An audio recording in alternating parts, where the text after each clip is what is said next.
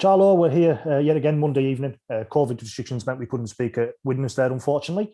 But 44 points to 6 in the end up yesterday. Disappointing. Really, really disappointing. Yeah, mate, I think you hit it right on the head. Yeah, we need a good hard look with ourselves. I think all of us, as coaching staff, as players, it's unacceptable. The way that we played at the weekend, and we've got to dust ourselves down and hopefully go again at the weekend. It's not very often you'll say this about one of your sides, but we've just spoke off camera, and you said you were out infused. So it's not something you would normally say about one of your sides. You always do normally praise determination and effort, but yesterday, as you said, you just seem to be out infused. Yeah, they run a bit harder than us. They tackled a bit harder than us. We couldn't match it, and we talk about the same things week in, week out. If you make the errors we make, and we miss the tackles that we miss, we get the same result, and we've got the same result as we got against Toulouse. And a lot of, I think, unforced errors, which would have disappointed you most. I can't remember us under yourself there, and it was knocking on as much as like play the balls, and it's just small things like that. Just turn the pressure onto yourself straight away. Yeah, we say this week in, week out, and to give ourselves a fighting chance of competing in this league, we've got to have a fair share of the ball. We're not at present. We're turning too much easy ball over, giving them good field position that they don't have to work for. And you get good players with good field position, they're gonna hurt us, and that's what happened at the weekend again. One thing you did mention after the Toulouse game is that you were now going to start going for your strongest squad. I don't think it was any secret that you were trying to see where was your strongest 17 in the few earliest weeks of the season. You've mentioned it from day one that it was always going to be tough to get up and running straight away. Would you say yesterday was your strongest 17 you could have picked? I think so, yeah. I think on paper, it probably was our strongest 17 that was available to us. We didn't perform as our strongest 17. What I would expect us to be able to perform like. Yeah, it was a real kick in the teeth, the way we played. And I think everybody's disappointed from the coaching staff to the players. And, but we've got a game this Sunday against Sheffield, and hopefully, we can change what's happened at the weekend and put things right and really look for, some comeback of our boys. I suppose it's good that obviously, like you say, I mean, the nature of the championship this season is, where in previous years you have had rest weeks, that nature of the division this season, obviously the truncated nature of it means you do get back on the field straight away most weeks, whether that's trying to continue the momentum of a victory or in this case, trying to right the wrongs of the previous week. Yeah, they come thick and fast, and there's no, as you said, there's no easy games. If anything, the culmination of all the games, it makes it harder because there's no real place to rest these players. We've got quite a few players carrying knocks that are going out there. You got to remember these players haven't played for months on end, and now we're asking them to go into this sort of environment against these sort of teams. Of course, you're going to get knocks, and we've got to try and look after our boys. Anybody with any injuries, instead of being out for 1 week, if we put them out there, they may be out for 3 or 4 weeks. So we've got to try and do what's best for us, for the club, and for what the players are. Seemed to pick up a couple of knocks again yesterday. Now I know you brought Nico off. Nico did come back on. Now I don't know whether that was an injury or a tactical decision. But one person that did leave the field in the later stages was Lachlan. Have you managed to get any sort of update on that yet? Yeah, look, he got a bang on his calf, on the same calf that he had problems with.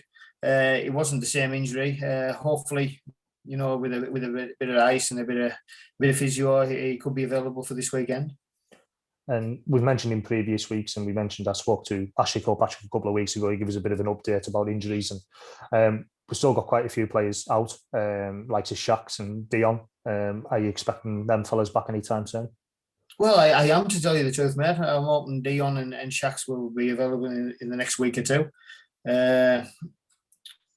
other than that, Callum Phillips should be available if he recovers from his whiplash. So we're starting to get bodies back. We've got Sheffield, and then we've got a weekend off, and then we've got Batley at home. So hopefully by the time we play Batley, we should have most of our players back up and running. Ryan King isn't far away from playing now as well. You mentioned there, Callum. Now, when I spoke to you, Callum, I spoke to yourself after the Toulouse game, you were really worried about Callum, about how long that could be. So is that looking to be more of a short-term injury rather than long-term? Yeah, we're thinking so. He got a good old bang there, and his shoulder seemed to hurt as well as his neck.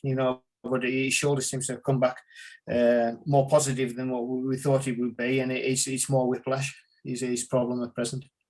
And one player that's missed after the Oldham game was Andrew Bromman as well. Are you expecting him to be back anytime soon?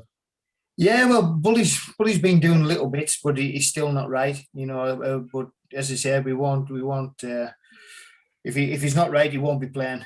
So it's up to him to come train and do his bit, and then put his hand up and say, "Yeah, I'm ready." So hopefully we see Bully at the weekend. But if not, it's because of the same problem. Sheffield, another tough task. They always are in this division. I know we say it every week. But they're a side that started the season really, really well. Last couple of weeks hasn't gone well for them. They had the COVID and they've had a few injuries there as well. So they've missed a game. And they got 50 points put on them past Featherstone.